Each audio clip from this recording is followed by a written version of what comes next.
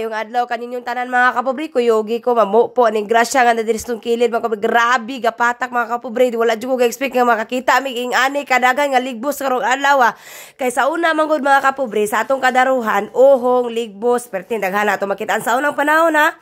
Pero karon talagsa na lang jud kaayo kay ngano ingon pa nila mga kapobre, ang spray kuno mo ay makadaot ani nila kanang dili na kay sila motoro kay kalay inisprehan naman kasagaran ato yuta karon di man gupariha sa una nga daruhon ra sudlayon ra ang karon kay isprehan aron dali mamatay ang sagbot. Grabe mga kapobre, imagine inyong kaugalingon nga naamo sa kung tapa diha nagtaba ang mong pangibot anang ligbos perting enjoya perting lipaya mga kapobre kay libre na ang panud-an karong adlaw. Di pod na ko malintan ang sa una og makakita ko ingon ani nga gagmay pa ako kanang tabunan. Pero inigbalik na ko na kay gikuha na dai sa uban.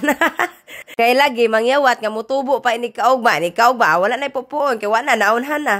Taas kamot sa tanang taga-probinsya nga naa diri nga makaingon jud nga kanindot jud sa tong kinabuhi sa una. Tama na kita pirmi anik sa una. Kay bisan pag atong baliktaron, lahi naman gid ang panahon karon. Nang diri sa Proud Pobre mga kapobre, mangkamot jud ko nga makapakita kog video ninyo para pod makarelate pito ta sa atong kinabuhi sa una. Unya og ma-feel pod ninyo nga naara pod mo sa inyong probinsya. Di na tadaghang storya, bikto na nato ning manok ni Papa. Sa musulod diri isagol ta ni ligbos adobo. Sulod na. Dito sulod pa kayo. Sulod pa kayo. Dali. Dito. Sulod. Ayaw. Kuratan. Dili pa lang. Muliko pa lang.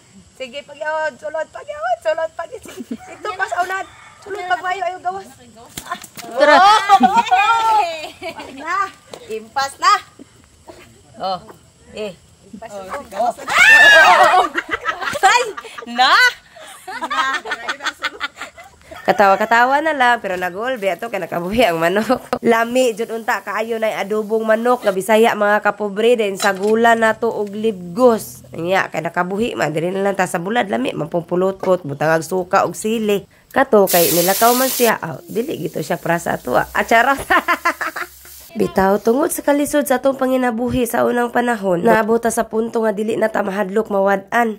Kay niagi naman taan ang tanan. Sa una sa panahon sa akong elementarya, mahibog kay ko sa akong ubang classmate nga hinatod pa sa ilang mamagpapa. Nga ilang sudan, itlog ug hotdog pa. Nya ako asin ra. Mo nang sa tanan nga naa diri nga naminaw ni ani ni mo remind ko ninyo nga bisan unsa pa man kasakit, kalisod or unos nga moabot sa atong kinabuhi karon, angay gihapon tang magpadayon og mapasalamaton. Kay kining tanan nga atong naagian karon, mauni isa nga makahatag natog dugang kaligon sa tong kaugalingon. Daghan kayong salamat sa inyong pagsuporta nako mga kapobre. Kamo ang usa sa rason kung unsa man ang akong naabot sa kinabuhi karon.